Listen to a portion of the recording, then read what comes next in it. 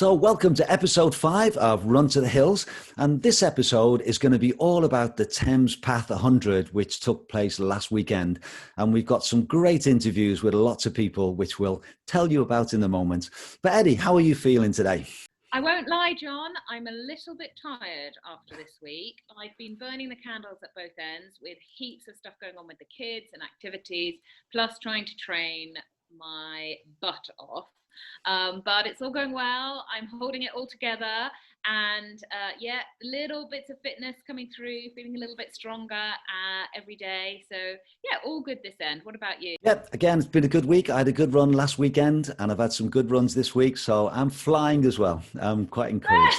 Aren't we so confident in That's ourselves? Next week we're going to be like, we're broken. yeah.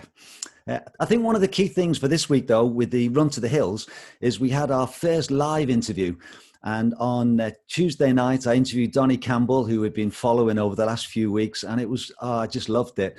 And he answered all the questions. We had a little bit of an issue with the internet for a bit of time, but I put it out as a separate issue, as a separate episode now, as the full live interview, which recorded well. So I'll put a link on that. So if you haven't had a chance to watch that, I would encourage you to watch it. It was just really interesting hearing his thoughts of his training, his food, his sleep, how he got through it mentally. It was a real privilege to chat to him.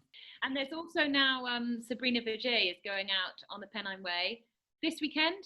Yep, she starts tomorrow, and there's a tracker, which again I'll put a link on, and it's going to be fascinating to see how she gets on. I had a look on the FKT webpage to see there's actually only 3 men's supported records recorded, Mike, John and Damien's. There isn't actually a women's record up there.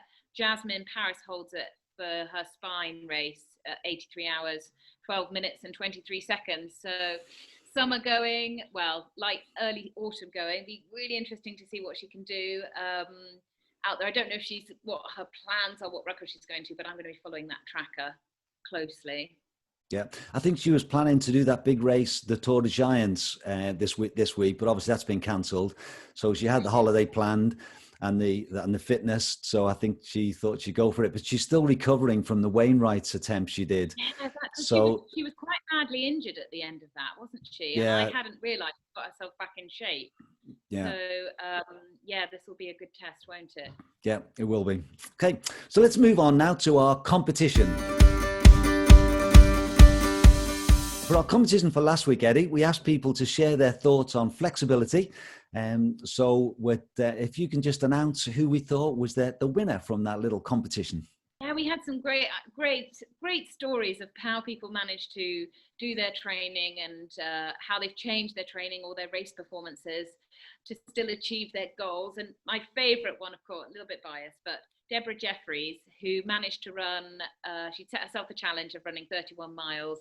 Her husband had written her a little training plan, and she pushed the buggy with her 2 kids under 2 for 31 miles. How she broke it up over the day and how she managed it. I'm going to post the comment, because it's quite long, on the Facebook page so you can read it. But she's a testament to what you can do if you put your mind to it with 2 small children and pushing a pram. So kudos to her. It sounds like she needs the energy of those cheer charge bars.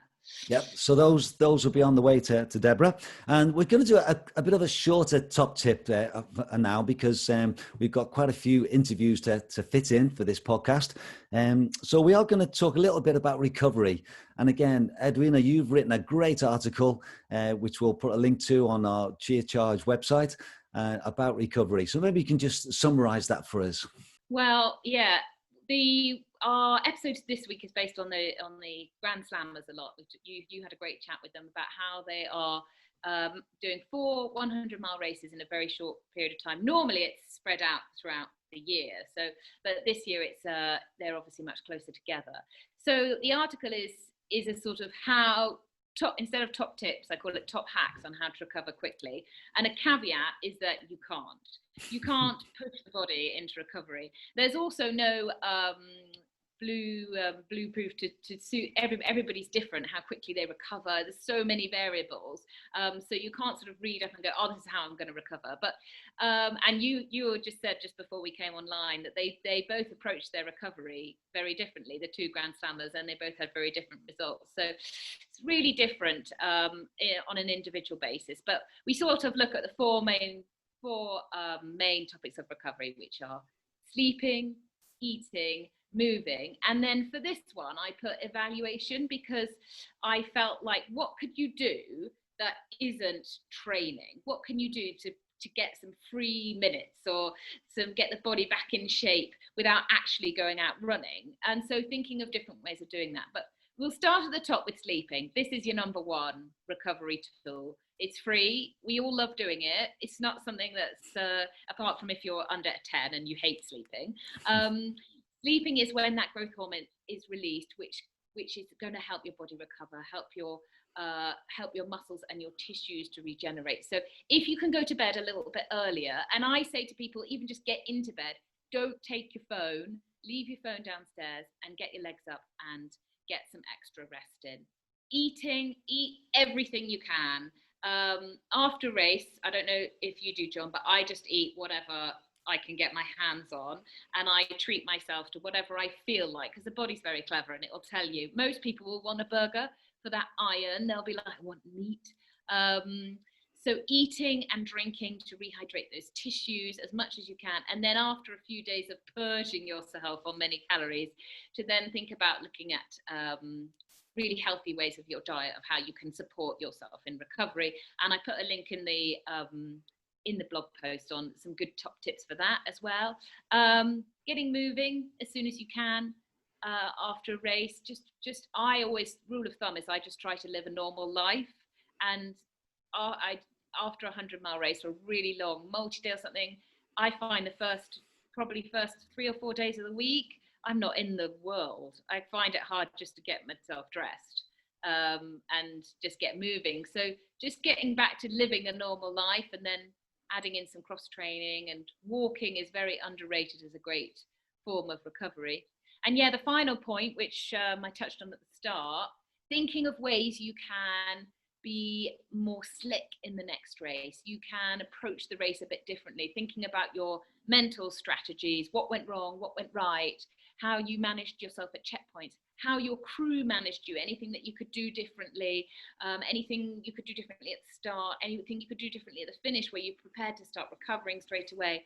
All sorts of little things that can make a big difference to your race. So those are some top sort of hacks. But as I said at the beginning, recovery, it really takes time, and it's a patience and it's a waiting game, and it's different to everybody. And as we get older, sadly, it takes longer to recover. It must take you years now, John, to recover. Yeah, thank you very much. Yeah, I must admit, I think it's one of those things which over the last 12, 13 years of running ultras, that it's something which I've recognized as I've got older, I need more time. And I would say some of the ones I've done now, like particularly Dragon's Back last year, that was a 6-day event. It did take me a long, long time to recover from that. There's the rule of thumb, isn't there? For every mile, you need a day. And so if you do a 190-mile race, then it's going to take you best part of 6 months, you know, and I think there's something to that, actually. You know, and I think for the Grand Slammers, they're obviously, quite a few of them are recovering quite well in between the races, and they might actually even get better as the races progress. But I think it's important to keep thinking long term, and that what they might feel like next year, and that knock-on effect of doing these back-to-back races, and keep thinking, you know, my health is the most important thing here. So though you might feel recovered, to keep supporting yourself with those strategies of extra sleep and really good food, and moving and cross training, not just running all the time. Yeah. Great. Well, there's just a few of our thoughts, and I would encourage people to read that blog post for Eddie. It's great, and there's some really good points in there, so well worth reading. But we also want to hear from our listeners, our viewers, don't we? So this week's competition is going to be your top tips on recovery, maybe something that you've heard. And I think one of the great things about ultra running is that we all just share our ideas, don't we? I don't think I've come up with many original ideas, but I've pinched loads of others of people I've talked to. And so we'd love to hear from people on their top tips of recovery. And how they also know that they're recovered. What's the sort of signs of I feel like, yeah, I'm ready to go again? Because I remember when I was a triathlete and I used to know that I'd be ready to put a bit more training when I pushed off the wall when I was swimming. Because I used to push it, I used to do an Ironman, and then it would take me a couple of weeks to be able to turn, and I'd know my calves felt like they were about to cramp every time I pushed off the wall. I'm not ready to do anything yet. I'm still massively dehydrated. So yeah, top tips on anything you've done to help you recover, mistakes you've made. We've all made many of those, and how you know you've recovered. So yeah, I'll pop that post up, and again, we love reading your experiences. Great. And we are sponsored by CheerCharge, and they're going to provide another prize for us. So it's 10 protein bars for this week. So the top tip that we'll choose next week will receive 10 CheerCharge protein bars. I love the protein too, as we're focused on recovery. Like 20 grams of protein. Yeah, get that down. Yeah, get you big and strong. Get those biceps working, John. Excellent. Okay, we're now going to move on to the main part of this episode, and I think this time we'll just let the interviews flow. So we interviewed various people between us. You interviewed Nici Griffin, who is the safety officer. So maybe you'd just like to introduce her first of all. Yeah, Nikki she describes herself as a small cog in the big Centurion wheel, but she's a very large cog. She does a lot of work behind the scenes, and she tells us all about her background in health and safety and how she's applied that to helping James get the Centurion races up and running. It's really interesting insight into how much goes on behind the scenes in races, especially at the moment. So I had a great chat with her. Yeah, and then I had a chat with Russ and Sam, who are the male and female winners. And again, it was just really interesting, just getting a feel of how they prepared for the race, how it went, what they learned from it. So I hope you really enjoyed that one. And then the final interview is with Sonny and Giacomo. And these are two guys who are doing the Grand Slam. There was 30 odd people, I think, who set off, and there's only about 17 or 18 left after two races. So it says a lot. But what I found fascinating by chatting to those two is that they had very different approaches in their recovery between the 4 weeks, between the North Downs Way and doing the Thames Path. And then they've got 5 weeks to the autumn, and then another 4 weeks to the South Downs Way. So again, really interesting chat between them and how they got on in this time. So I'll just let those flow. So there'll be Nikki, and then Russ and Sam, and then Sonny and Giacomo. And I hope you enjoy each of these interviews.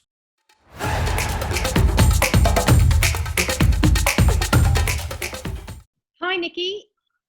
Hi, how are you, Eddie? Great, thank you. Thank you so much for agreeing to come on Run to the Hills podcast and tell us a little bit about your work with Centurion and how Centurion have got their races back up and running in the middle of a pandemic. A sentence I never thought I would say this year. Can you tell us a little bit about your work with Centurion, what you do, and also how you've managed to get these races up and going so successfully? I will try. So my role in Centurion, I'm a very small cog in a very big wheel, and people only see the front page and they think it's myself and James, but there's so much more that goes on. And there's obviously Drew, who does loads of stuff, so it's not just me. I want to make that really clear.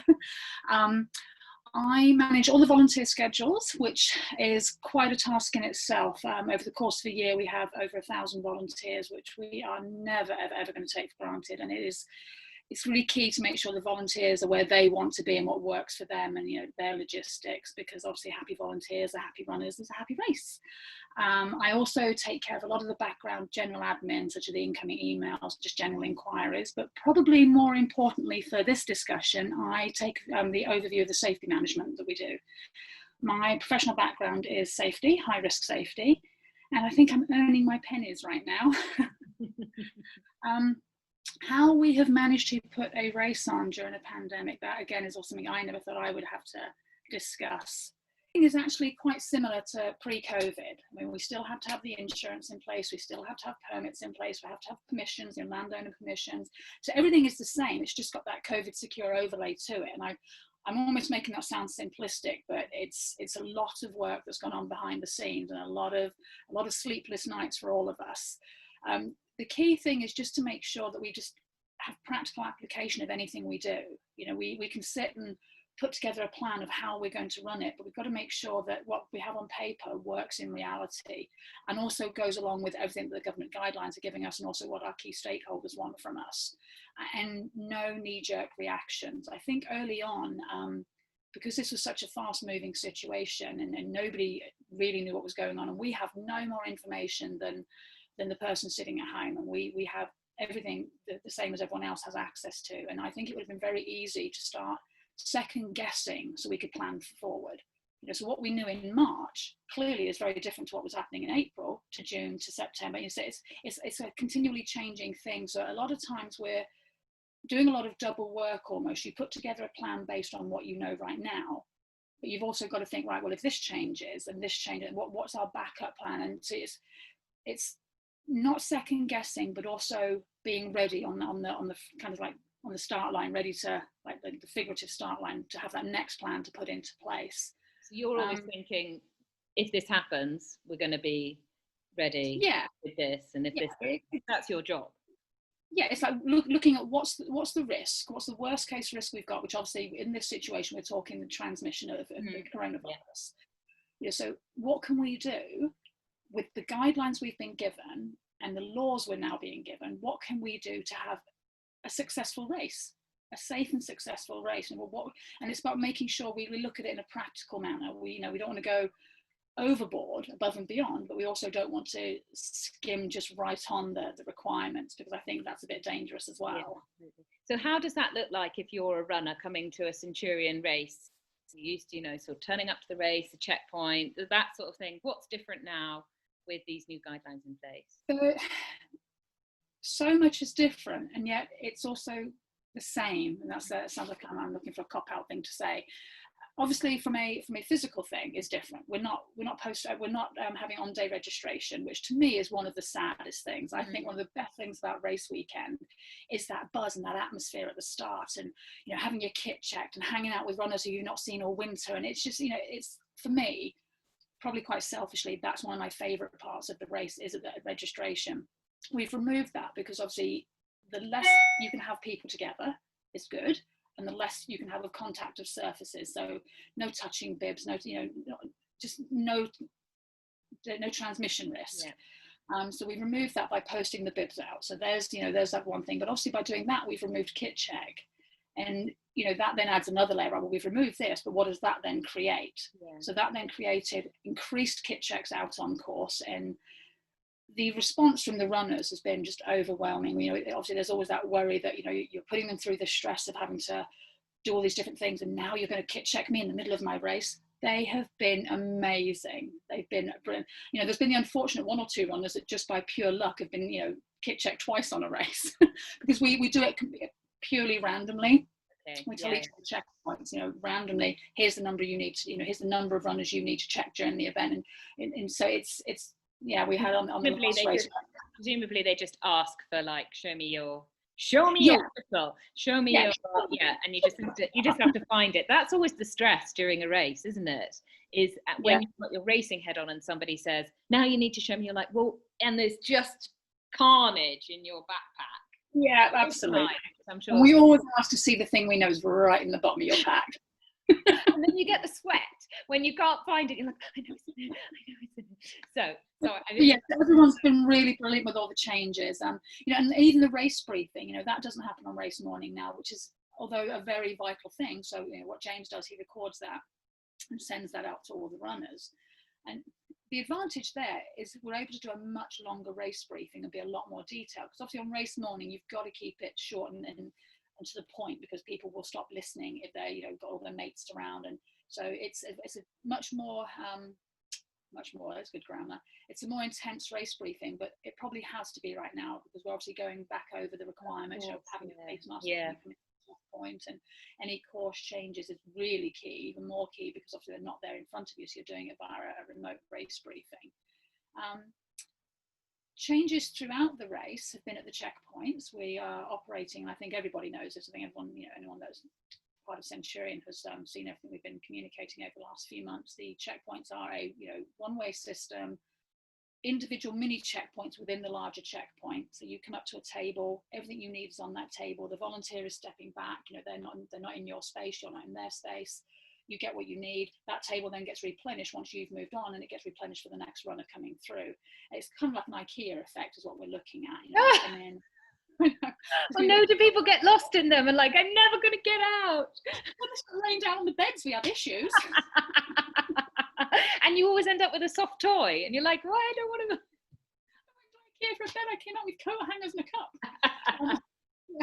So no, they go through the one-way system, so sanitizing on the way in, sanitizing on the way out, face mask or face covering at every checkpoint, even if it's an outdoor checkpoint. And we had some questions, well, why if it's outdoors, you are still in someone's space for a long time.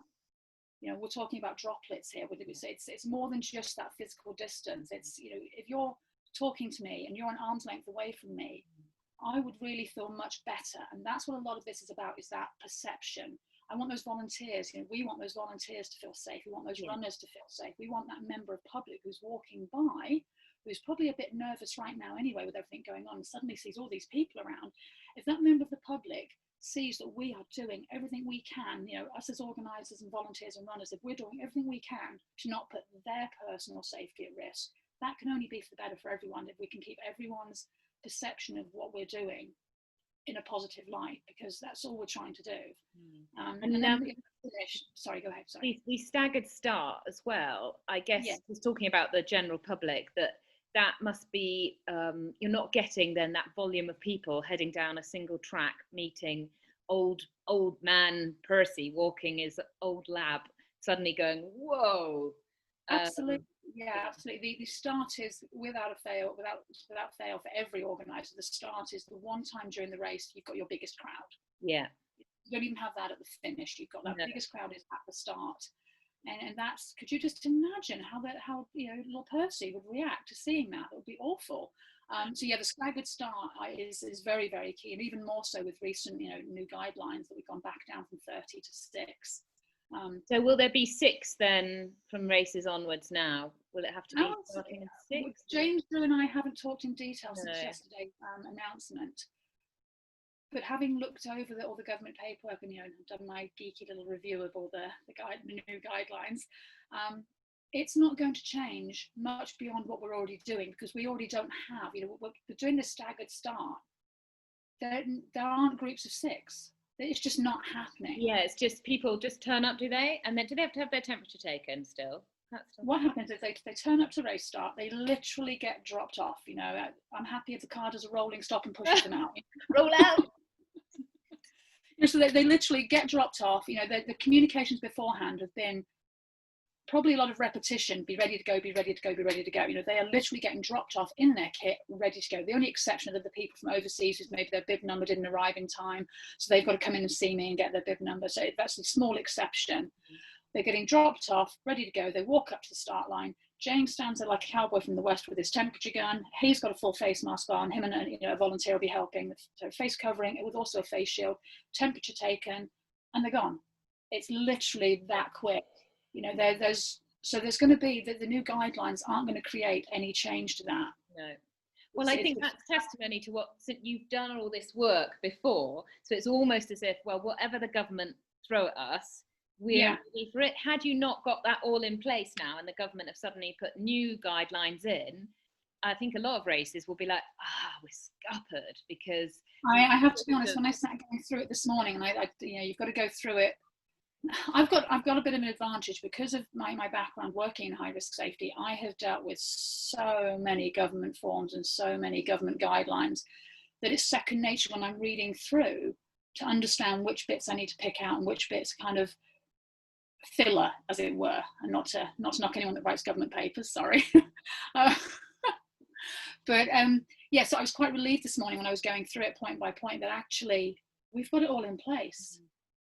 And that's, I actually had to read it twice to make sure, because surely that can't be true. Surely there's got to be something extra they've added in there. But actually, on the update of 10th of September, the government paperwork, we're good. So I'm quite happy with that. And like I said, I haven't talked in detail with James and Drew yet on this, but I don't think there'll be many changes. Well, you've got a busy weekend ahead with Chiltern Wonderland 50. You had Thames Path 100 last weekend, and then a few weeks off before autumn. So we've got Autumn 100 coming up in October, and then it is full on 5 weeks, I think, or 6 weeks full of races. It's been quite intense, taking a year's worth of events and condensing them into 3 months. It's I may end up showing up at the wrong race. I'm here at the South Downs Way. Oh, Nikki, awkward. Well, I've actually done that before. So looking forward to hopefully coming over to the South Downs and from an international run. I mean, I had my sort of race already cancelled over here in France. But I have huge what's the word to use? Huge faith that the Centurion, if Boris lets me over, that the Centurion races will carry on running, and that's kudos and testimony to you, James, Drew, and the whole of the Centurion team. So thank you so much for all the work that you've put in, and the work that you continue to do. And I was going to ask you a question about what if you were nervous about going into doing a Centurion race, but you've sort of totally, like, if I was nervous about coming over to do it, you've alleviated any sort of like, well, there's a risk. Yeah. You sort of like, well, if you're going to put yourself on the start line to do a race, this is the place to do it. And I feel that I'm keeping myself safe, but also I'm keeping other people safe as well at the same time. And I think that is the main. We definitely don't diminish people's fears, though. If someone has a fear for whatever reason around the situation, that's very real to them. So it doesn't matter what we put in place. If they have a fear or they're nervous, that's a very real fear for them. And happy to take any emails if anyone wants to pop me an email and ask questions about how, what are we doing? How are we keeping them safe? No issue with that at all. That's really kind of you. Thanks, Nikki. So hopefully see you in South Downs Way 100 in November. If you want to forget to send John his bib, that's fine. He's not that important on the start. And how are you going to behave at mile 75 of the race this time, Eddie? Oh dear, yeah. Well, I'll tell the listeners that quick story because still haunts my dream. When I did Autumn 100 I just like to back up. I had no crew and no paces, nobody. I was all by myself. Middle of the night, I came in to change. You did kindly do my bottles for me pre-COVID when I could spit all over you. And I remember looking at you going, I don't want to go out there. I've got to run to Reading. I don't want to. And you just looked at me. I think you did give me a hug. And you just sort of turned me around to the door and went, off you go. Oh, I was expecting like, oh no, you don't have to, Eddie. You stay and chat. We'll have tea. You just sort of turned me towards the door and went, yeah, go on. Off you go. Shoo, shoo. Had to go. That's probably the nicest I've ever been at getting someone out of a checkpoint, to be fair. There wasn't any bad words. I remember just thinking that feeling of like, oh, we're not gonna chat. You're really sending me out there. All right. Yeah. That's why you're brilliant. Nikki, so nice to catch up and chat. Thank you so much for joining in the podcast, and hopefully, see you very soon. No worries. Thanks for having me. Bye.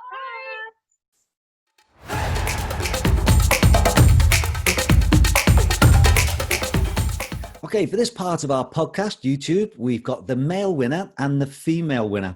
So thank you so much, Sam and Russ, for joining us tonight. And it's now Wednesday night, so you've been finished 3 or 4 days. And so I just thought to start with, maybe you could tell us just how you're feeling and how you're recovering after the weekend. Let's have ladies first. So Sam, how are you feeling? Thank you. Gosh, if you'd have asked me that question on Sunday, I'd have probably given you a different answer. But today I feel really quite surprisingly, I'm sure people want to hear that I'm in pain, but my recovery's gone very well. And I think it's probably because I've been running for over 15 years now. And the last couple of years I've been doing ultras.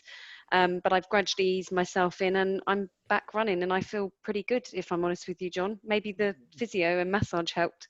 Yeah, excellent. Well, that's good to hear. And Russ, how are you feeling? I'm painting a different picture, I'm afraid. That was only my second 100-mile race on Saturday, so little newer to the recovery part of it. Yeah, feeling a little rough. I just went for a first walk. It's my first time out of the house since Sunday. Feeling a little sore, but more mentally a bit bruised still. I reckon another good sleep and I'll be feeling all right. My main recovery thing has been getting through a 6-pack of donuts, which I had delivered on Monday, which has been good. But yeah, still getting over the worst of it, I think. I'm sure you deserved every single one of them. Well done. Yeah, and I'm looking forward to finding out a bit more about how your races went. But I'm quite interested just to know your plan. Are you someone who plans, who has splits, who had definite targets? And in as part of that, your preparation, obviously this year's been a little bit different, isn't it, with COVID and races being cancelled. So just tell us a little bit about how you prepared for this race and whether you did have a plan. And let's start with Russ this time.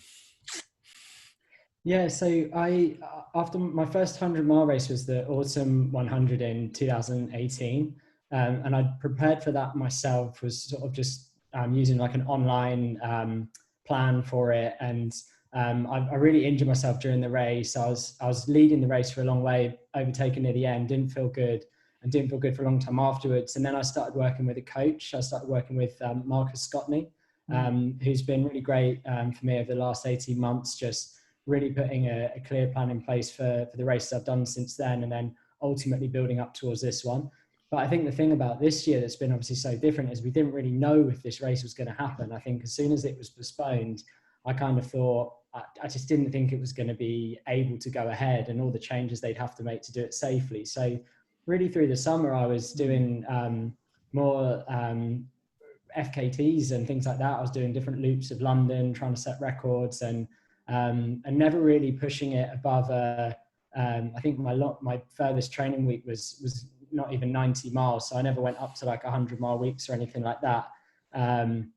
So I've been training a lot, but not as hard as I would have probably if I'd have definitely known the race was going to go ahead. And then just a few weeks before the race, I picked up an injury, so I had a week off, and luckily managed to recover from that just in time to get a couple of good last weeks in before Saturday. Yeah, so it sounds like it wasn't a particularly sort of textbook preparation in the sense of just what you prepared both physically and mentally. It wasn't, and it was in some ways, because at least with everything that's happened this year, the recovery time has been real recovery time. So normally with work, I'm traveling a lot, even just kind of getting around between meetings and things like that. There's always this extra stresses on the body. And then this year has obviously been the main time I've been out of the house has been running, and the rest of the time I've basically been in the house. So I think the recovery between training runs has been good. And yeah, mentally, I think to prepare for it, me and Marcus have worked a lot on that to feel sort of race ready, and that certainly felt like it paid off on the day. Yeah, great, thank you. Now, Sam, you've done a lot more races, haven't you? You've done more than one 100-mile race. So again, just tell us about your preparation and how you went into the race. Did you have a clear plan? In my head, and the problem is, I guess, when you've done 100-mile, a bit like what Russ said, your expectations are always higher than the original one that you've done. And I actually got in on the second wave. So originally, when the date was planned in May, I would have been running the Anglo-Celtic Plate, the 100K for England. And I was using that potentially to have two options to qualify for GB. One was for the 100K champs this year, and then it was also, I'd already qualified for the 24-hour, been selected for the race in October. And the classic was, I've come back from injury. I had a significant back fracture last year. I ran the Comrades, crazy I know, with a back fracture, incredibly in pain, sitting for 12 plus hours on the flight on the way home and also out. But I'd obviously in my own head decided I was going to run it, and I didn't really know at the time what the problem was. It was only when I came back and I knew I needed to get myself an MRI scan. And when the consultant looks at you and you're getting the right type of advice and said you won't be running the GB 24-hour, this was last year, I had to make that decision to walk away, rehab for 9 months. So I kind of got back into running in January. I started booking races, and boom, just as I got myself or started to get fit, then COVID happened. So this whole year's been really weird. And when I saw that there were some places going, I swiped at them, had a little bit of an argument with my coach, who does try to keep me on the straight and narrow, and said, look, just trust me on this one. This is the one I want to do. We don't know if the 100K is going to go ahead. I like the race. I've got a good experience of it. I've got the course record, as you know. Let's go and have a bash at it. So really, my whole training has been almost 100K training. So it's marathon, lots of 25s, lots of maybe a few 50Ks and then 20 miles. And I've just, I guess in COVID, trained like I'm going to race the next week. And like with Russ, I work in IT and I travel a lot. So I've worked from home and I've had to get those shoehorned moments at 6 or 5 in the morning, because when I get a long session, I think, oh Christ, I've got to be out for 4 hours. I need to get up early and get out and do it. And then I need to get my son up and then do his homework with him. So I've had loads of things to juggle. But going on to kind of the race, in my own mind, I'll be honest, maybe I was being a little bit advantageous. I wanted to get under 16 hours, but I forgot on the Thames Path, and Russ will know this, the back end of the section of the race, regardless of whether you're running 14, 16 hours, it is pitch dark. It's incredibly narrow, sodden on the foot. You trip over all the roots and everything else. You really have to stay focused. And when nighttime falls, it's a completely different ball game. But as you know, as far as I'm concerned, I felt good in the race. I just needed to get to the end. So for me, it was about getting from A to B. And I was very focused, and I didn't want to have the DNF I did in 2018, where pretty much all of the front runners, the male and female, most of them DNF'd because it was too hot. But the conditions were okay this time. So yeah, it was interesting. Yeah. And Russ and I had a chat for a while, and then I didn't want to disturb him because he was motoring along. Yeah, again, it's really interesting. I quite like doing these interviews together because you sort of pick up different things together and different approaches. And I did look at the course record, Sam, and I saw that in 2016 you finished in 16 hours, 0, and 9 seconds. So has that been? Shall I tell you what happened with that 9? Go on then, tell me. The 9 seconds was the little wee stop I had in the last 10K, and I'm really annoyed with myself.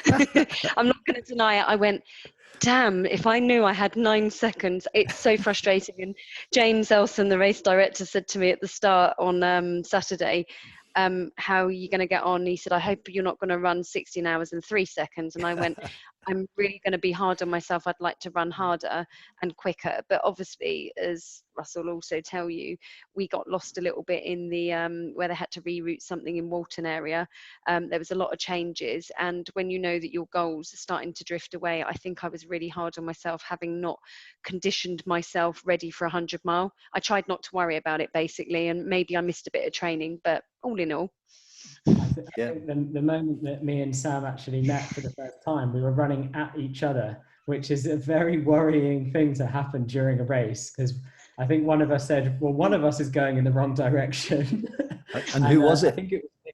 I think it was me, and then we went my way, and then we turned around and went back the other way. So we helped each other out of these woods, and there was a guy on a boat trying to direct us and said, I think you need to go this way, but I don't think he had any idea there was tape in the woods, and it was a new piece that I hadn't done before, just as you go over the bridge, around 12 miles.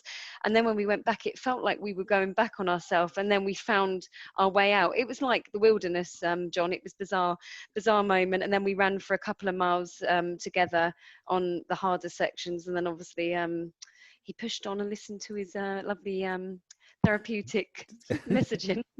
Yeah, I was listening. I was in the middle of listening to interview. I normally listen to techno like non-stop in races. I did a 24-hour race last year. I listened to techno almost the whole time, and I listened to it on training. It's always been the thing that I've gone to. And this time I thought, to try and not go off too quick, I was listening to an interview with like a Buddhist monk, and then I was listening to the audiobook of Sapiens, which is just such an amazing book, and it's very calming, and it was a totally different experience actually, because normally I'd do something like that in training, but to do it in a race actually did, I think, help to keep me from going out too quick. And then so I put that back in after me and Sam had a chat, and we were figuring out what sort of times we thought we were going to finish. So that time of meeting Sam, that spoiled your meditation a bit, did it? It was, well, it was quite a stressful experience for both of us, I think, because it was just, yeah, I thought navigation wise, there wasn't going to be anything to get confused about, but it was just some of those rerouting points that were a little bit, but other than that, you know, I think all the Centurion races are incredibly well marked, and they were, you know, I was seeing the guys putting out the markings as I was going along, and they were just there like getting the times up, and it was, there's a few points that were a little bit tricky, but for the most part, if you can see the Thames and you feel like you're going northwesterly, you're all right. Yeah. And was that early on, that point where you ran together and got slightly lost? About 12 miles. Yeah, 12, quite okay. early on. Yeah, yeah. Okay, well, let's have a little chat about the race then and how it went. So Sam, you finished in 16 hours and 28 minutes. So not a little bit slower than 2016, but so just tell us a little bit about maybe just a summary of how the race went.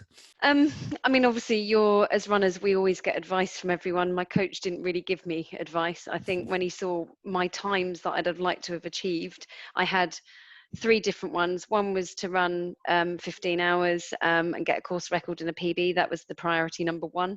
Priority 2 was to get a PB and a course record. So that would have been running just shy of 16 hours. And then third option was win the race for the females. So obviously I didn't get the first 2. But I think for me, feeling after I went past Reading, which was where I DNF'd in 2018, to get past there, it almost lifted me. And actually going along the course, the amount of people that were out cheering, people I didn't expect, the camaraderie within the race, because Russ will tell you as well, it was a really lonely experience in the race, which is why I guess we had a bit of a chat for a while. And I did the same with the guy that was originally in the front, Jeff, just because we were getting set off in waves in a way, all going off individually. So something that James had said to me, you're going to be, I'm really sorry, it's going to be a very lonely race. I said, you don't need to apologize, I'm used to it. And I'm kind of different to Russ. I don't wear any music. I like to stay focused. My problem is if I listen to music, I get so into it, I start running even slower. I'll probably start popping away and dancing, and then I get completely distracted. So for me, I have to focus on one thing, which is going forward. And, you know, just in general, the first, I would say 20 plus miles, because it's on hardcore, or most of it is, bar the woods that we got lost in, you tend to go faster anyway, and it's less tricky as far as your footing, although you've got what I call trail. Most of the routes are quite small. It's only when you get beyond Cookham where you run on a huge amount of grass, and then it continues. Then you get a section in Reading where, again, it's hardcore. Then you've got loads of steps, and then Oxford, well, you're on the trail, proper trail. So I knew I had to go fast at the start. I knew I was going to need a bit of a buffer. So that was always my plan, and that's why it stuck to. I think my friends, the ones that were tracking me and crewing me, were scared. They were having breakfast at the time in Cookham, so Bolter's Lock, and probably went, holy crap, look what she's on for. She's getting close to 14.5 hours or something. But again, I explained to them when I went there, it is my intention, and they trust me enough to know that whatever it takes, I'll get to the finish. So I stuck to my plan. The weird thing that happened, and I've not had it before on 100 mile, when I got to about 50 miles, so just before Henley, I hit the wall. I know it's a very common thing with guys in particular, where you run out of glycogen, and I had been eating food, and this time round I had more fluid, just because I remember getting into that terrible state of where I hadn't drunk enough. I got really dehydrated and then started to get desperate for fluid. So I took on more this time, and I went for Morton and a bit of Tailwind. I cut out Coke and only had 1 bottle of Coke if I needed it. That was in one of my aid boxes. And then I stuck to some of the solids. The problem was, and it happens later on in races, you don't want to eat anything. You can't bear to look at the aid stations. The food, I tried malt loaf, it didn't go down well. Baby food I use in packaging, I tried sweet potato, it just tasted awful. And then I stuck to watermelon. So I probably consumed, and I'm not saying I feel proud of it, probably about 700 calories maximum in the race. I don't really need a lot. What I tend to do, I eat a lot of food the day before and also the week leading up. I don't think I would change that. I think what I've got to just work out is how I can just eat little and often, and make sure that I can do that so I don't ever feel hungry. I mean, I didn't feel hungry at the end. In fact, I felt unwell, and I don't think it was the lack of food. But it's part and parcel of the race. So yeah, apart from bonking, as I call it, around 50 miles till about Reading, and then I picked myself back up. I couldn't even see anything, and I'm so glad I had my shades, because I was literally putting one step in front of another, and I slowed down massively. I picked myself up again, and I think it was seeing people I knew in what I call my comfort areas, which is Oxford. The only thing I'd have liked was a quicker time, but then I'm just hard on myself. Yeah. Well, congratulations. And it's interesting, because I think those in the middle of the field and back of the field just assume you guys at the front have it all, everything goes well. And it's interesting to hear, we all have the same issues, don't we? Whether, doesn't matter where you are in the race. Yeah. But, well, it was funny because I saw Jeff, who was in front of Russ at the time, and I felt really terrible at Goring. I'd come in and I'd fallen over by the big roots. You'll know which ones I mean, Russ. There's these really, really sticking out roots on the path. So I had winded myself. I almost wanted to cry like a baby. Got myself back up and went, for God's sake, get a grip, and got off to the aid station. And I looked and thought, what's he doing in there? Because you play a bit of cat and mouse for a while. There was a few of us kept moving positions, and I think that's what's exciting, following the dots and people's progress. And I said, are you all right? And he said, can you just apologize to my runner at Wallingford? He said, I'm really behind, blah blah blah. And I said, listen, they're here for you don't need to apologize for anything. I said, get your ass out of there and get on the track. And in fairness, he did pick himself up and finished in 15 hours 22. And when I saw the partner of his runner, I told her about the story, and she said, no, he's motoring along now. And I'm really pleased, because he obviously got a second wind, and that does happen in the second part of the races. I got quicker towards the end. Yeah. It's weird. You can see that on your splits, actually. You increased. Yeah. Quite well. Yeah. So congratulations. Well done. And Thank you you. can go back and get that sub 16 next year, maybe, or another time. Yeah. So Russ, you finished in 14 hours, 13 and 40 seconds. And the course record is just under 14:10. So you were just three and a half minutes outside. Was that a factor in the day? And maybe just tell us how it went. Yeah, I think I had a couple of dream sort of goals. I definitely had the tiered goals system like Sam did as well. And so I really wanted to get as close to 14 and ideally break 14. I know that no one's done that at Centurion Race before, so that was really a dream goal. And then secondary to beat the course record. Third one was really just to beat my sort of 15 and a half hours PB from my last 100-mile race. So I think when me and Sam saw each other, we were like, yeah, let's try and get to 15 hours. That would be great. But I'd also gone off at a pretty good pace. So like I said, I was trying to keep myself tempered, not go too fast. So I was aiming for around just under sort of an 8-minute mile. And I thought that I was going to get more tired quicker than I did. And I managed to hold that pace, almost all the way up to the halfway point. I was really just holding that pace and just feeling really good. And it wasn't really till after that I started to slow just a bit naturally. And I had a similar thing with nutrition, in that I'd intended to eat more solid food, but I was just taking basically Morton 320, the drink mix, and water, and then Morton gels as well. But that was keeping me pretty well topped up. And honestly, it was a dream sort of race for me after that. I felt like that Geoffrey Cheshire, who Sam mentioned, or some of the other runners who'd gone off really well at the start were closer behind me, sort of on my tail. And I think that kept me pushing like a lot harder than maybe I didn't need to push as hard as I did maybe, but which is why probably I got so close to that course record. But yeah, it was really nice conditions out there. It was warm all day. I was lucky I only had sort of maybe 45 minutes or an hour where it was really dark and I had my head torch on, so I didn't have to deal with too much of that. And I had the best crew, which was my dad. So my dad came and crewed me the whole way, which was brilliant, because we were doing these. We tried it out the night before, and we did these 30-second tops, sort of switch the bottles over, switch the bars over, switch the gels over, and I kept moving. So I didn't have the obviously all the aid stations were set up socially distanced. You had to sanitize your hands, put a mask on, and all of this. And I think that if I'd have been doing that, then that would have slowed me down. And instead, I was using crew the whole time, which is what James Elson had recommended to do. And I think that made just the world of difference in terms of just keeping moving all day. And I barely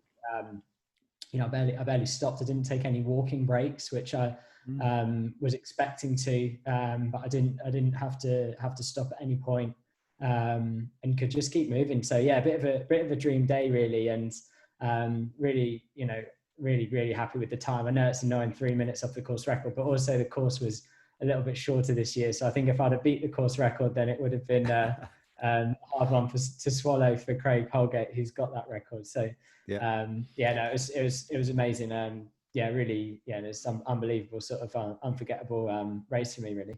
Yeah, well, congratulations. And as with Sam, it'll be there for next year if you fancy having a go, and seeing if you can do it then. Right, I just want to limit you to one lesson that you've learned. Now, you've already shared a few things in your little story there, but is there one particular thing that you'd like to take from this race that would help you in a future race, or maybe something you learned that would help another runner? So, Sam, can you think of anything that stands out?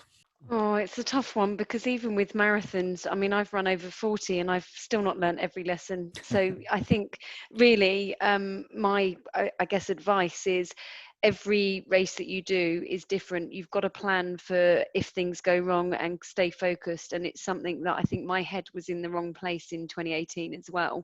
And this time it was in the right place, as in, okay, your goal of what you originally wanted to do is not there, keep going, and plan for the event of things to go wrong or having to change things up, because it does happen. I think people can get too fixated with numbers. I deliberately didn't put any stress into my race. I'll be honest with you, I put everything on the watch. I did what Russ did. I planned where my guys were going to be as well. I probably did a bit too many walk breaks, but I told myself it's 100 mile. Be kind to yourself. There's plenty of people out there that couldn't even run close to that, or even 10K. So I think my, feedback for people is focus on yourself. And as soon as I started to focus on myself a few years ago and not worry about what others are doing, I mean, obviously you're driven to try and beat people's times. I feel I get a lot more out of myself, and just, plan for the event of if things change, accept those changes and crack on, and get the right sort of support. Great, thank you. I'm sure that will really help people who've just listened to that. Great, thank you. And Russ, one thing that stands out to you?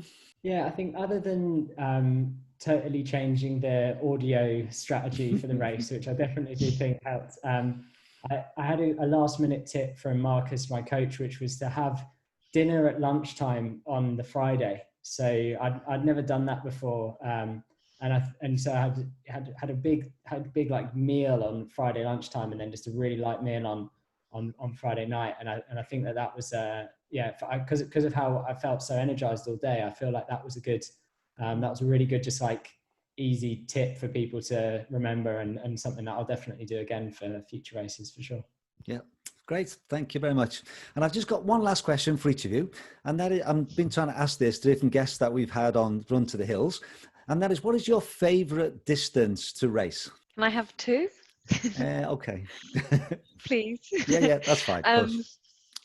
Mine is actually the 100 mile and 24 hour.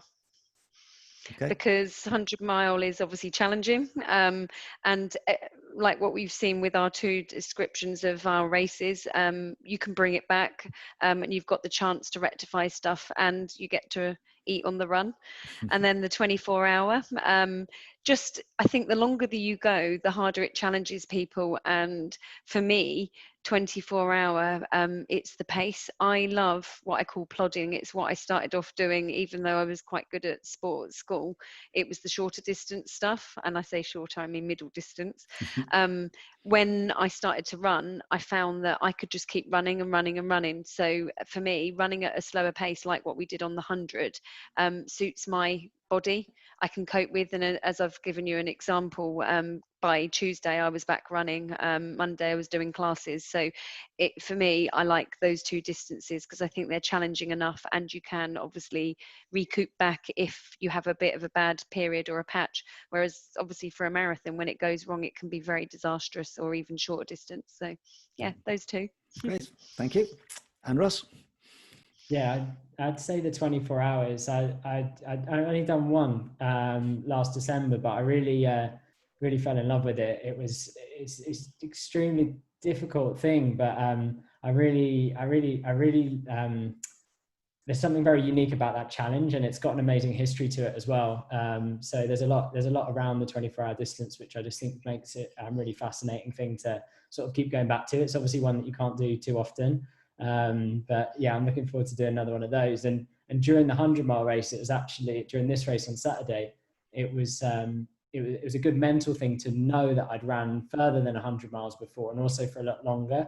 So when I was at sort of 12 hours into the race, I was thinking, well, you know, I've run 12 hours longer than this. I'm only going to have to go another couple. So I think even if you like doing 100-mile races, I'd still encourage you to go and try a 24-hour race on a track and see how that feels.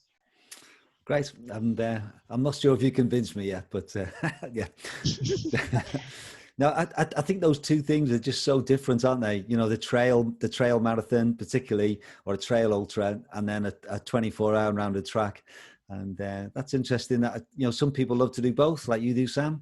Others would just definitely do one and not the other. So, but I just want to thank you so much for tonight. It was really interesting just to hear your preparation and your stories. And I'm sure that will help our listeners to really sort of take some things on board as well. So thank you very much. And we look forward to seeing you back next year, maybe, and other races that you've got planned for this year and next year. So thank you very much. And I hope you continue to recover well. Thank you, John. Cheers for having us on. Thank you.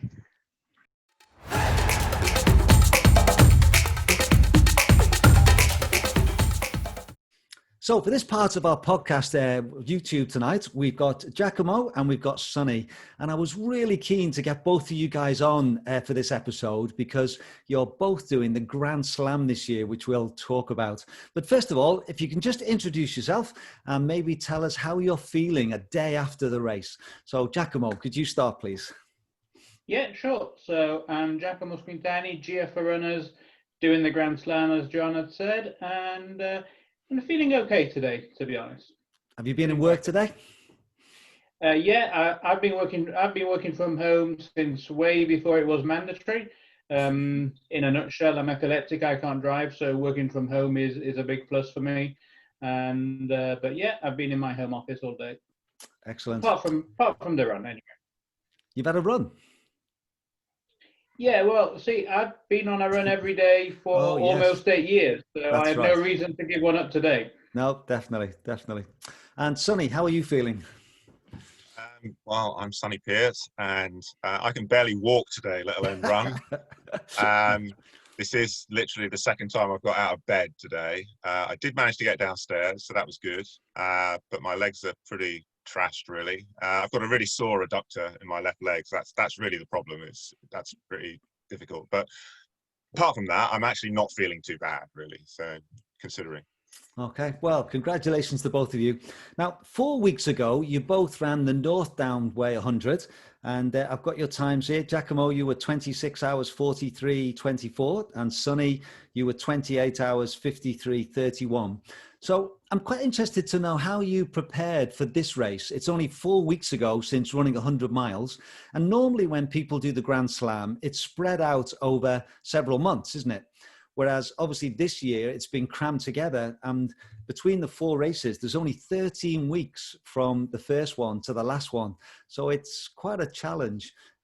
So Sonny, maybe you can start by just sort of tell us what you did between the last race and preparing for the one just this weekend.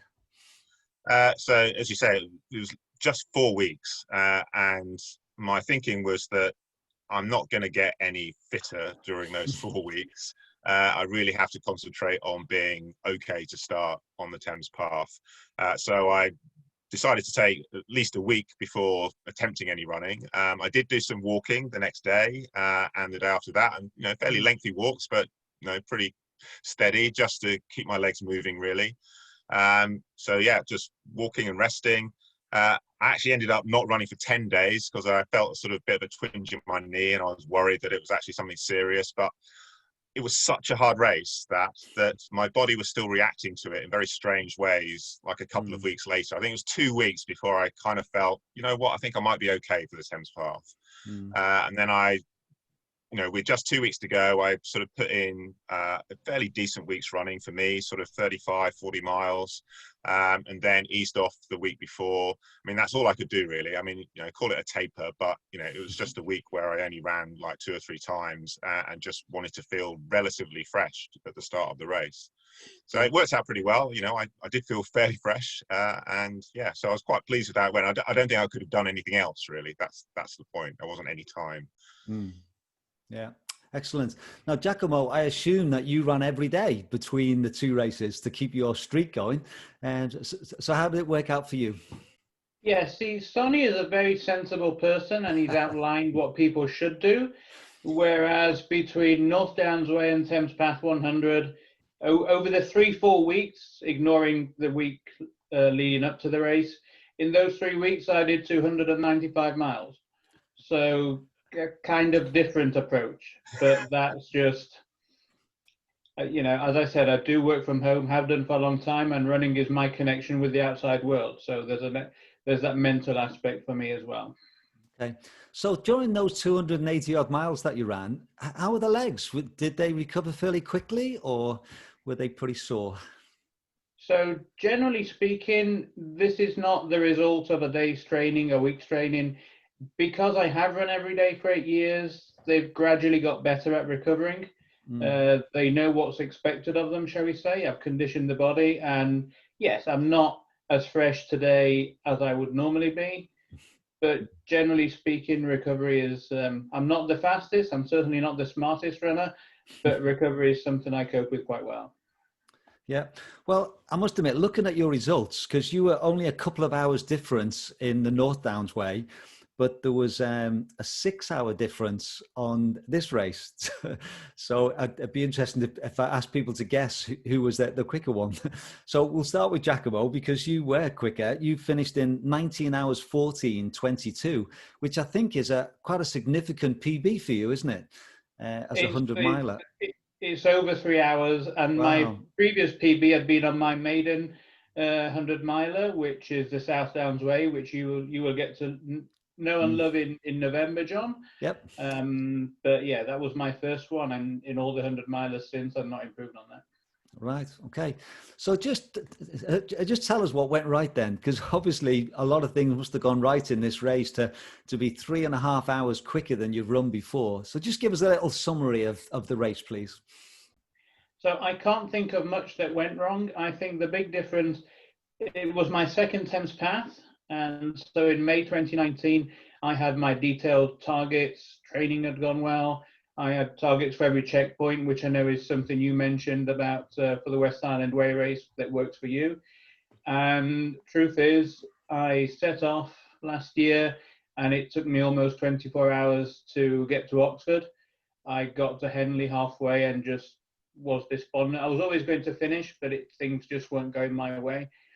And so this year, partly because there's a bigger picture and it's called the Grand Slam, I put myself under no pressure.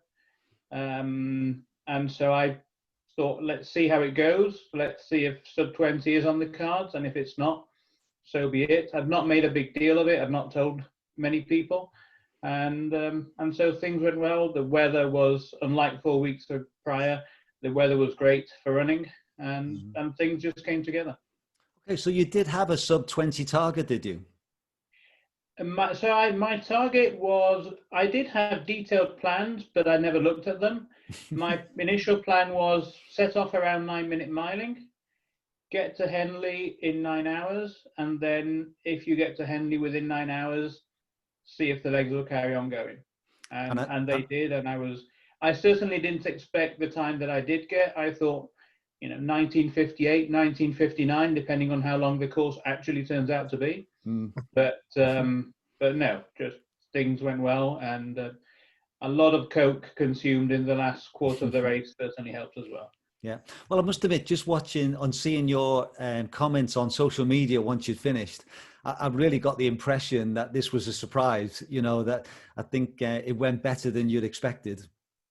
Yeah, no, absolutely. And also how I felt during the race. But I think I felt better within myself for not making a big deal, for not making putting myself under pressure. And it was easier to smile, and the legs responded to that. Yeah. Excellent. Well, again, congratulations. That was a tremendous performance. And there's obviously something to running 100 miles 4 weeks before and running 280 miles in between. It obviously works for you. In terms of the training I've done this year, because we've not been able to be 100% sure these events would go ahead, it's been hard to do something structured. So I've just set myself challenges, like there was a 19 miles a day for 19 days in a row, but with it being 2020, I did it 20 by 20. And then I went 131 days in a row of running half marathons just to find something to do, to find a challenge.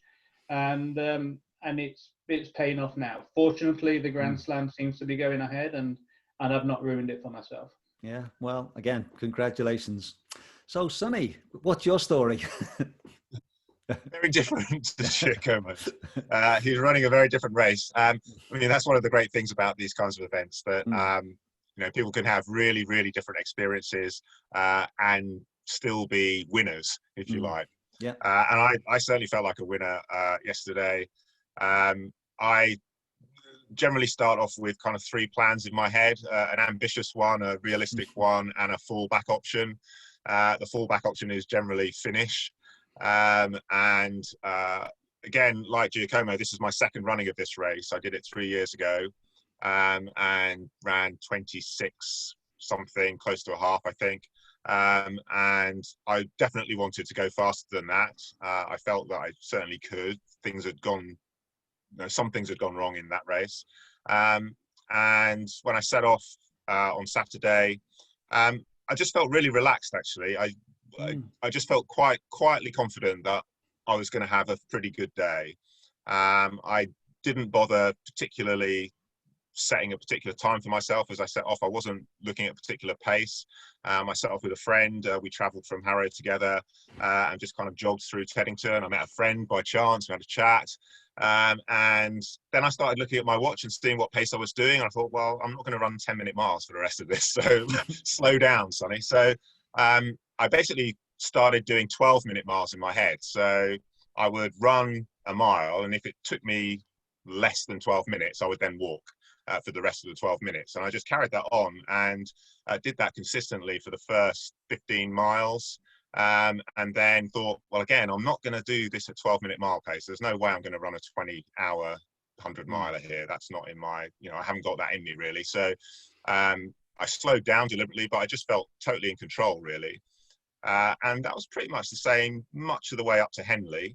I actually surprised myself that I got to Henley sort of in about 11 and a half hours. And theoretically, a 24 was still on at that point, although that was really ambitious. But as I was getting there, I was just feeling more and more that the North Downs Way was still in my legs. That was the thing that had worried me, the one thing that had worried me before we started. I tried to sort of push it out of my mind and just say, don't even think about that, don't pretend that that's there. But it just, my legs just felt sore in a way that they wouldn't normally have done, having done that sort of distance. You know, it wasn't that I couldn't move, wasn't that I couldn't run, but it was just painful, frankly. And then that third sort of quarter of the race, you know, it was dark when I left Henley. And you've got those kind of lonely riverside miles, Reading, which is never fun. I mean, Reading was like a ghost town, actually. I don't think I saw a single person as I was running through Reading. It's really weird. And then, yeah, so I think whatever distance I run, I find the third quarter of the race hard, because you've done half of it, you've expended all that energy, and yet you're still a long way from the end. And that's kind of what it felt like. And I'd had crew in the first half, which I'd never had before, which was great. And I had a pacer, but he was meeting me at Wallingford for the last sort of 20 odd miles. So yeah, things just, I mean, it wasn't terrible, but when I got to Goring, that was kind of my low point of the race. You know, I wasn't going to quit. I knew I was going to carry on and was going to finish fine, but I just felt tired, and I just just wanted to sit down and regroup basically. And actually the conditions were pretty much perfect in terms of weather, but it was just that little bit cold when I was kind of doing that night section, and it was just cold enough to get me going again, because I was literally sat down at Goring, and after sort of 5 or 10 minutes, I'm starting to sort of, my body temperature's starting to go down. I thought, well, if I don't move now, I'm going to get really cold. So I just had to get up and get out, and that was the way to stay warm, was to keep moving. So yeah, my case, he was great. He basically just gave me a routine of run for 4 minutes and then walk for a period. And when he first suggested it, I'm thinking, I'm not sure I can run for 4 minutes, frankly. But we maintained that the whole way to the end. So I actually ran the last quarter pretty much the same pace that I'd run certainly the second quarter.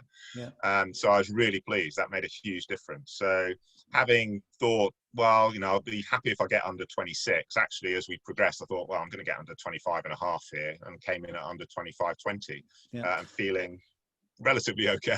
Yeah, I must admit, Sonny, the thing that really impressed me about your run was that I love to look at during the weekend, I was following you two in particular to see how you were doing. And the thing that really impressed me was looking at your position, because it looked as though you had a really sensible start. You were, 200 knots, wherever you were in the first checkpoint. And then each time over the day, each time I looked, you were working your way down the field. And I always think that's a good sign that you've paced yourself well. Yeah, I don't have many strengths as an ultra runner, but one of them is kind of just sort of dogged persistence, really. So I try to leave my ego at home at the start. I'm quite happy for people to run past me, and generally I just kind of mentally just think, right, I'll see you later on, and quite often I do. And that's what happened this time. So yeah, I know it's a long way to go. So there's plenty of time to be tired at the end. There's no point me sort of wrecking myself at the start. I'd rather finish strong. You end up with some regret maybe, because you think, well, maybe I could have pushed harder earlier on. But actually in this race, I didn't feel that at all. For those last 20 odd miles, I pushed as hard as I could, really. So I was really pleased with the result. Okay, well, congratulations. You finished in 25 hours, 20 minutes and 52 seconds. So that was quicker than you did it previous attempt? Yeah, that was over an hour faster. So it's my third 100, and the other one was the North Downs Way. So that was never going to be a PB. So. Right. Okay. Excellent. Okay. Well, obviously the key question now I just want to discuss with you is between now and the next two. So in 5 weeks' time, you've got the Autumn 100, and then 4 weeks later, you've got the South Downs Way 100. So you've done two in 4 weeks, and then you've got another two coming up. So just tell us what your plans are and how you plan to look after yourself and get ready for those next two. Giacomo, I'm assuming you're going to be running every day, but just give us a sense of what your plans are, please. So yeah, and for starters, it's amazing. You say there's 5 weeks to the next one, and that actually sounds like a bonus, because otherwise we're used to 4. 5 sounds like an eternity this year. So at some point there'll be it's a blurred line between recovery, training, tapering, whatever. I agree with what Sonny said earlier. We're not going to get fitter in between events, right? The training was done before North Downs, and now it's just maintenance. And for me, it's listen to the legs and enjoy the running. Get to Goring and out and back, whatever, without any great pressure. Just enjoy it. And so it'll probably be a similar mileage to what I put in between North Downs and Thames Path. Well, it certainly worked for this one, so we'll see how it goes for the next one. That'll be great. And how about you, Sonny? What are your plans between now and the Autumn 100? Yeah, much the same as last time round for the most part. So I'm not planning to run this week. Just taking it easy. I'm going for a walk when I finish this call. And the only difference really is that I'm actually signed up for a 50k ultra in 2 weeks' time, which yesterday didn't seem like such a great idea. But it's a new race in the Peak District, and some people will know that I'm sort of a founder of a group called Black Trail Runners, and several of us are running that event, and so I signed up to kind of support the other people running it, and now I've signed up, I feel like I can't back out. So I'm probably just going to hike it, really. Yeah, I know I've got 3 weeks to recover after that, which, as Giacomo says, that's a bonus, really, it seems like. And frankly, now I've got these two out of the way, I feel as though I don't care how long it takes me to do the other two. I'm just going to get round them. Nothing's going to stop me finishing those two races. Autumn 100, I know, is going to be a bit of a slog fest. And South Downs Way is just an unknown quantity, really. It's a route I love. I've done the 50 a couple of times, and I've run the rest of that route in other races. But in November, who knows what it's going to be like? I think it's going to be a really different sort of battle, really. I mean, that South Downs Way can be cold and windy in August, so what it will be like then, who knows? So I'm just kind of mentally steeling myself for the unexpected, really, and that's quite an important aspect of running for me, in that these kinds of races, the same course can be totally different and feel totally different depending on when you run it. I mean, having run the Thames Path twice, you know, I was marshalling it last year when it was freezing cold overnight and raining and windy. You know, if it had been like that this weekend, I'm not sure that I would have got round it, to be honest. But you know, we were fortunate; it was pretty much ideal conditions. So you can't legislate for that. You can prepare, and that's what we'll try to do. But yeah, we'll just see how it comes and just use our fortitude to kind of drag ourselves. Yeah, well, thank you so much, and I'm really looking forward to seeing how you get on in the autumn 100, and then I'll be running the South Downs Way, so hopefully I might sort of see you en route or on that course. Now, I've got one more question to finish with. I was tempted to have a football question, because I know, Giacomo, you're a big Sheffield United fan, and Sonny, you're a big Leeds United fan, but I think I'll leave that for the moment. But the question I wanted to ask both of you is, what is your favourite distance to race? So you're both doing 4 100-mile races, so I'm assuming that's a fairly popular thing for you. But if you had to choose, if you had to say what was your favourite distance to race, what would it be, please? So I'll run anything from park runs to 36-hour events, but I've long maintained that for runners who cover multiple distances, the defining distance for me will always be 26.2 miles. Okay. Does that mean it's my favorite in terms of the one I enjoy the most? It's certainly the one when I target a marathon, it's the one I target more methodically. I probably enjoy a 100-miler more, but when you use the word race, marathon is the distance that springs to mind. Okay. And Sonny, what would you say was your favorite? I kind of agree, actually. So I think the marathon, when you've got experience of running longer distances, 50s and 100s, etc., the marathon doesn't feel intimidating in terms of its distance, but it's a real challenge. And in a different way to, you know, a half marathon, frankly. You know, to me, a half marathon is just walk out my door and run. Whereas I would think twice before walking out of my door and running 26.2 miles. It's going to be damaging to do it if you do it properly. But it's not the kind of distance that you spend hours thinking, why am I doing this? Why am I doing this? Which you can do during a 100-miler sometimes. And the great thing about marathons, I think, is that, you know, there are plenty of great trail marathons as well. You know, I've kind of got over road marathons, really, but, you know, there are some really good trail marathons, and I think it's a great distance to run on the trail. Yeah. Great. Thank you very much. I say, once again, thank you. Congratulations for this weekend. And we look forward to seeing how you get on in 5 weeks' time. And hopefully I'll catch up with you in the South Downs Way. So thank you very much, and really appreciate your time tonight. Thank you. See you in Winchester. So we hope you really enjoyed those interviews as much as we did in doing them. And again, just a fascinating insight into their races and how their recovery is going and is going. So Eddie, what have you got planned this weekend? Anything exciting?